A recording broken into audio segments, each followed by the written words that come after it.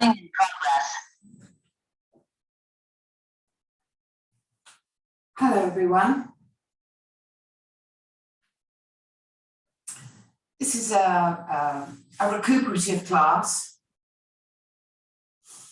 In yoga practice, there's as much value to be gained at certain points in our lives when we practice recuperatively. The long holds in some of these extended poses are very helpful for releasing the muscular, skeletal, and fascial systems so that we can gain more space. And often, where yoga is treated like an exercise regime, there's a lack of understanding about the value of recuperative poses in that in the whole practice of yoga. So enjoy. We're going to start with swastikasana. So cross your legs, sit on something soft. We're trying to keep the nervous system quiet this morning. Lift your chest, roll your shoulders back, and bring your hands down onto the lift you're sitting on or onto bricks, blocks, whatever's beside you. And get that forwards and upwards coiling of the rib cage. Close your eyes and bring your palms together.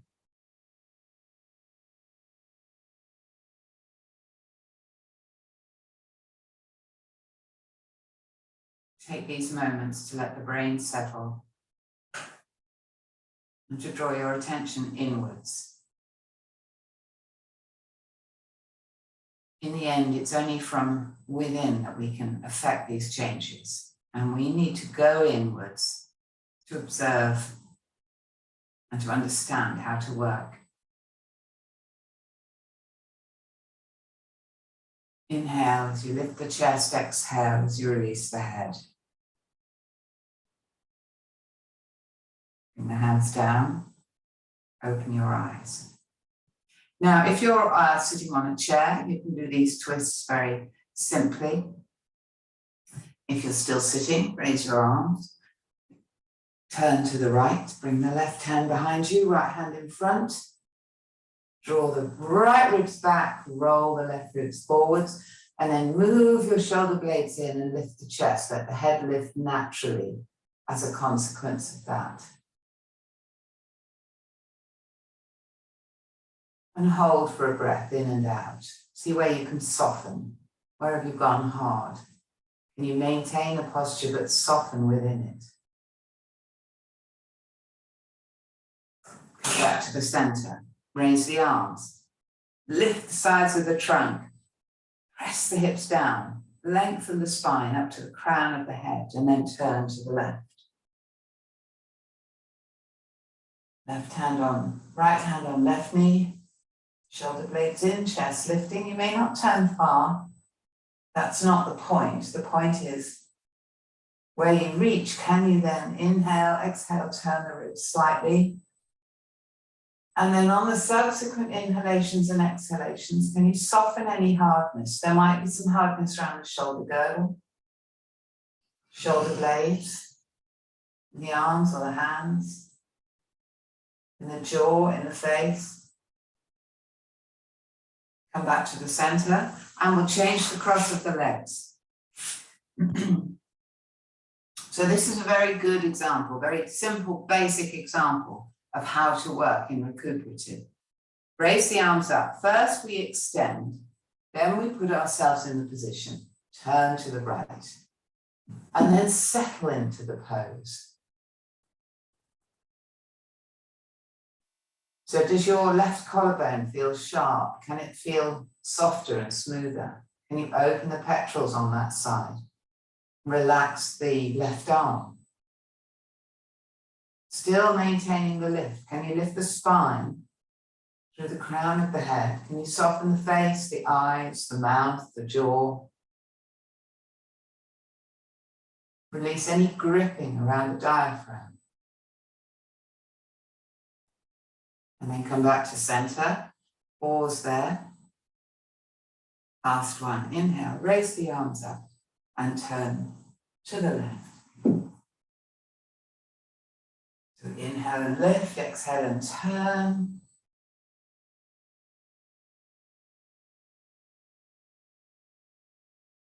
And you may be beginning to feel that on each exhalation now, instead of forcing yourself into a turn, the turn comes more naturally. You've found that internal space. The turn comes more softly.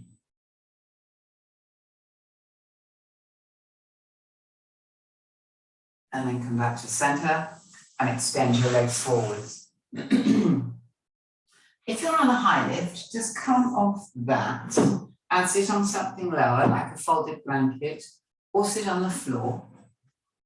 And we'll sit in Uttanasana for a moment. So take your legs wide. And spread the skin at the back of the legs. So don't let it get stuck and restricted by the mat. You can open up the skin at the back of the calf muscles and the thighs. You can bring your fingertips under the inner knees and see if you can press the legs down into your fingertips, giving you a good strong action here. Outer hips down, pubic plate up. Support yourself on your hands. Lift the chest. Remember that coiling action for the back ribs. Soften your gaze.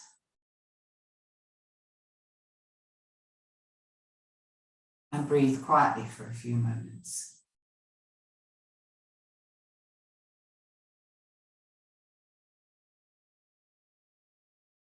So then slightly press the legs down and turn to the right.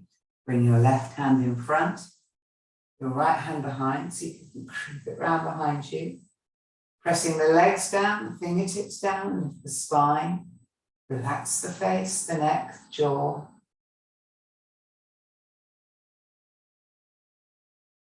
And what do you observe? Has the weight shifted from the right to the right buttock bone, or can you keep the weight centered over right and left? Can you feel the extension now of the left leg? You press it down a little more to turn a little more. All these subtle actions are not visible to the external observer. Remember the turn we did in Swastikasana? And you now get the right ribs back, left ribs forward. So same turn, but different leg shape. So there's a different extension profile within the body. Come back to the center. Pause there. Don't fling yourself around. So we're being measured and considered about these movements. Observing the actions and reactions of the body. Turn to the left. Now you'll notice perhaps the weight shifting between the right and left buttock bones. So maintaining an even weight, can you press the right leg down, turn to the left a little more. Draw the left ribs back, lift the spine.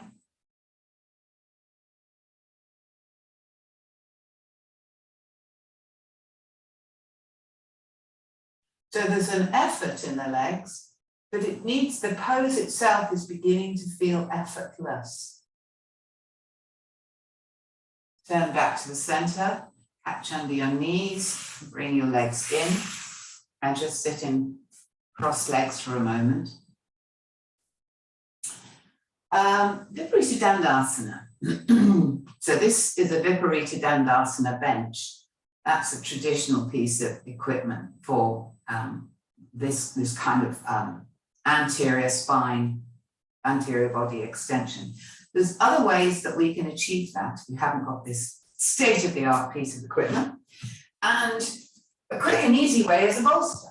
So what you're trying to do is to create a situation where you've got your feet at one end of the mat and your head at the other, but the body is arched over in between the two. So to achieve that,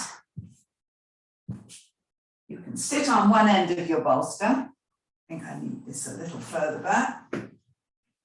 Roll your spine down onto the bolster. Now my shoulders are not on the floor. See that? No shoulders on the floor.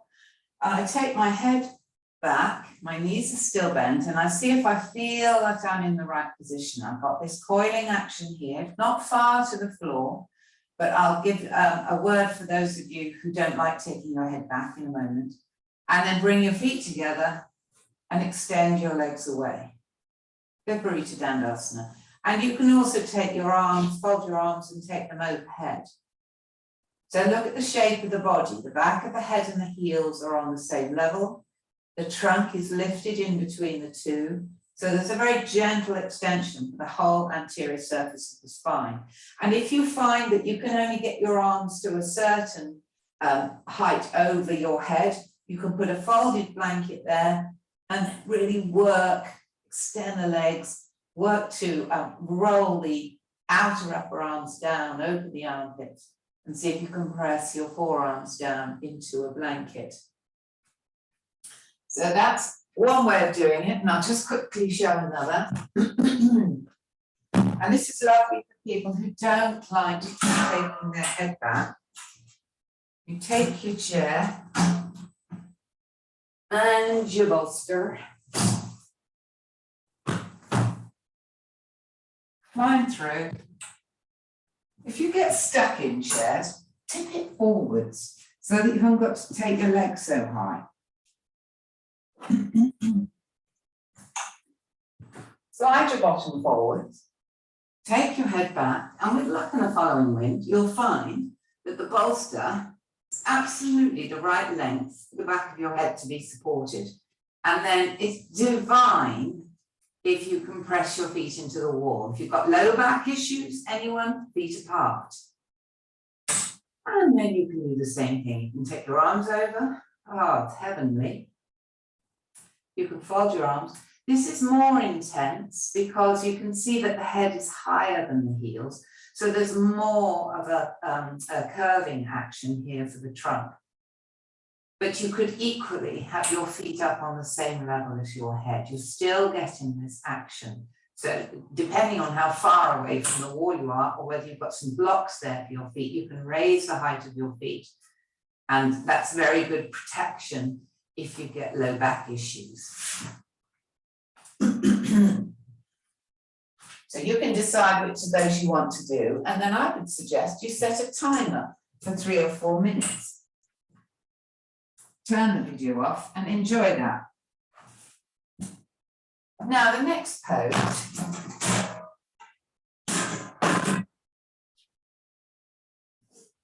is Setu Bandha. Same sort of setup. There's lots of different ways of doing this, and I'm going to show you 3. So for a recuperative version, we want to be comfortable. So I wouldn't recommend brick Setu Bandha for this because that's quite hard. And the brick into the sacrum is really about the bones, and you want this to be about softness, not hardness. The difference between the last pose and this one is that in this pose, the shoulders are on the floor and you've got a long extension for the cervical spine. So same action, you sit on your bolster and you lie back, but this time, legs bent, you push yourself, you're trying to coil your upper back over the edge of the bolster, as if you're trying to keep it as close as possible. You coil over the edge of the bolster until you can feel the tops of your shoulder blades on the floor. Don't let them hang about. Go all the way over until you can feel tops of your shoulder blades on the floor. Now, you can stay here with legs bent, or you can extend your legs out. And you can have your heels up on a couple of blocks. That is very comfortable, very quick to get into. Now the next one, if you want a bit more extension in this pose, Setu Bandha means bridge. So where's the bridge shape? You use blocks, and these go across the mat, not up and down the mat, but across the mat. And you put them under your hips. Let's just show like that. Okay. So I've got 4 here. I'm going to start with 2, but you could start with 1 if you're unfamiliar with this. And you slide 2 blocks, 1 or 2 blocks under your hips, not the back of your waist. If you look at that, it's not on the back of my waist, it's under my hips. And then I bring the other blocks, 1 or 2. Depends how tall you are. If you're a tall man, you may need 5. And all the time, you see I'm lifting my chest and coiling the back ribs in. So what you don't want is a flat line like that. You want an actual coil so that you're on the tops of your shoulders and not on your shoulder blades. And then coil. You can grab hold of the edges of the mat, coil and open the chest a little more. And you can stay like this for 4 or 5 minutes. Or bring the feet together and extend them. And again, you can have bricks for your feet to bring your feet to the same height. Depending on whether you need that for your lower back. You could put your feet into the wall. But if all else fails, you can stay with bent legs. Lengthening the back of the neck, moving the back ribs in. And if you set your timer now for 3 or 4 minutes, you'll find every so often you feel a release inside, and you can move into that space and grab hold of the edges of the mat and tuck under a little bit more and lift the chest a little bit more, and the abdomen releases a little bit more. So all of these things happen. And then you can lift up, slide everything out 1 by 1, and slowly roll your back down, trying to flatten your back on the floor and bring your knees over your chest.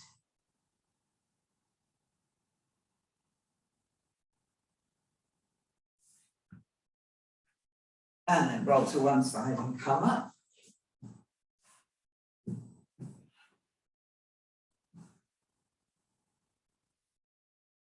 Now, there's one more version of Setubandha, because when you don't feel like doing anything else, this is a fantastic pose. You can do it after you've eaten, for instance. It's very quietening for the digestive system.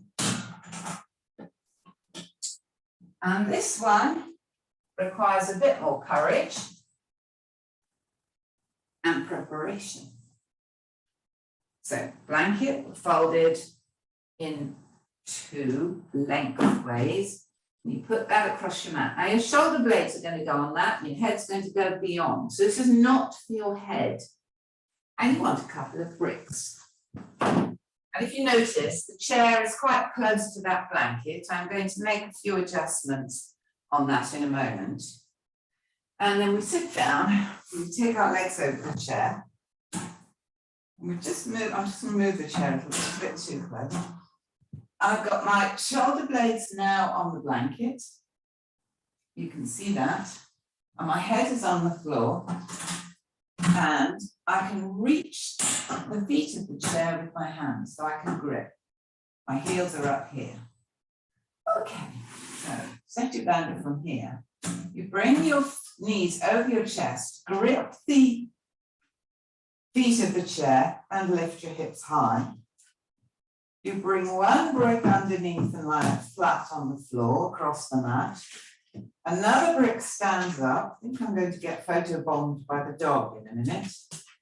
Another brick stands up, and that has to come really close in underneath, because you've got to lift and coil your chest so much that your sacrum goes down on that brick flat. And it's the lifting and coiling. Remember I said in the last version, if you come down on that with a slanting back, just a sort of straight line, you'll land on one edge of it and it won't feel comfortable at all. So grip the chair legs, lift and coil the spine, and put your sacrum down on the brick. Now you're very high, you're very safe, and then extend your legs away. Back of the neck long, back ribs coiling in and up, and the legs are relaxed.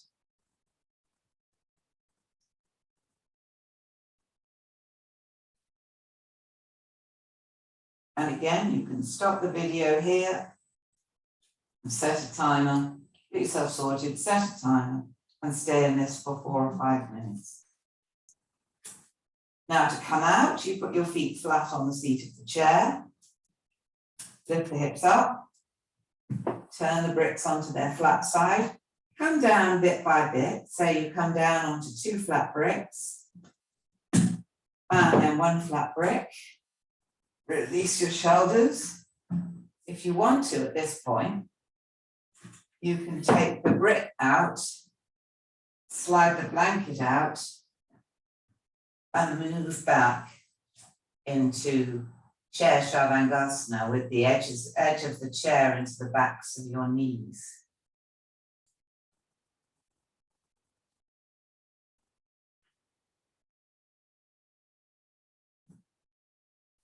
I should have said chair Shavasana, I think. And then roll over to one side and come up to sitting. Now, one last pose before Shavasana is Baddha Konasana, Supta Baddha Konasana.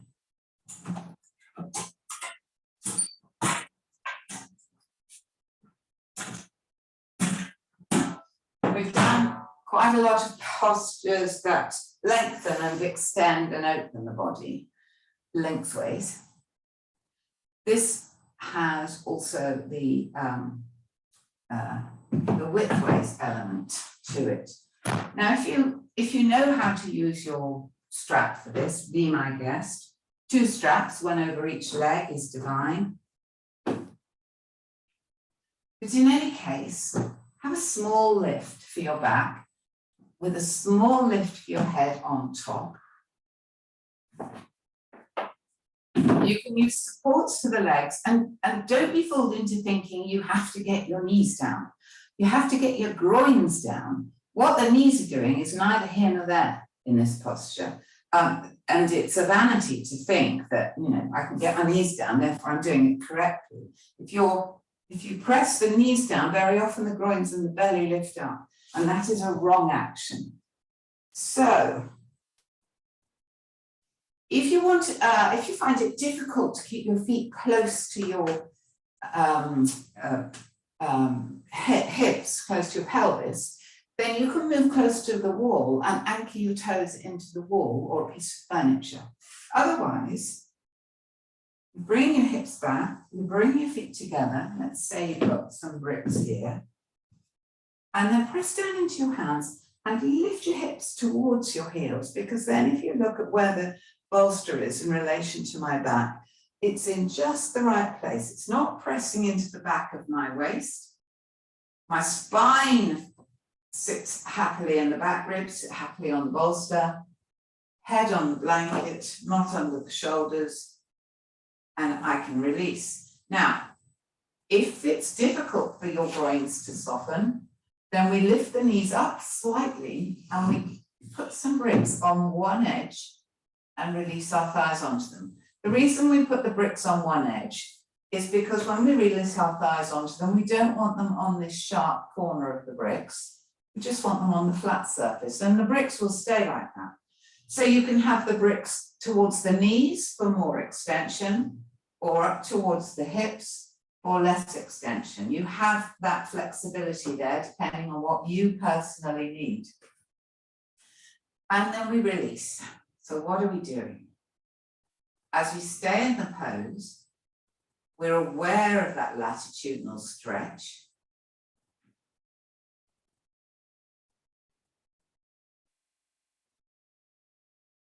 We're aware of the length of the spine, from tailbone to crown of head. That's a very pleasant, mild extension there. It's not quite as intense as in the previous postures, but we've still got that opening for the anterior surface of the spine here in the top chest, which is highlighted as we breathe. We relax the face, the jaw, skin of the face, the arms and the hands. The legs feel heavy.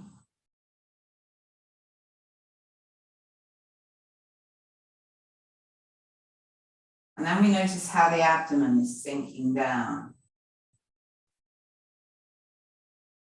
And we can gently enhance that by lifting the breastbone to the horizontal so that we're engaging with the diaphragm and the thoracic arch here, and opening up the space between the chest cavity and the pubic plate. So we're giving the whole of the abdominal cavity more space for the organs to settle down, for adhesions to release, for the blood flow, the circulation to improve.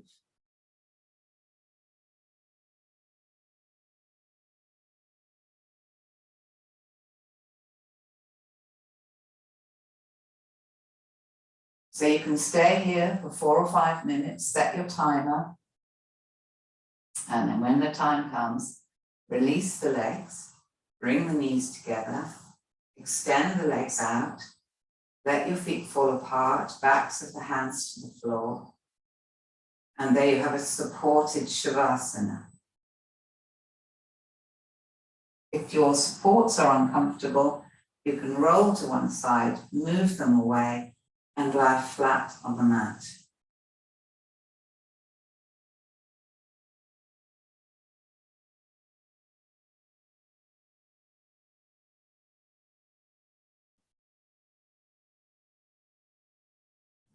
And when you're ready to come out, bend up your knees, roll onto your right hand side.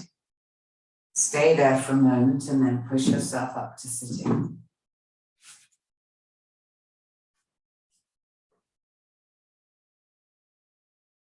So that's a fabulous way to finish this 30 days of yoga challenge. And I hope you've enjoyed it as much as we have. Please keep in touch. Thanks, everyone.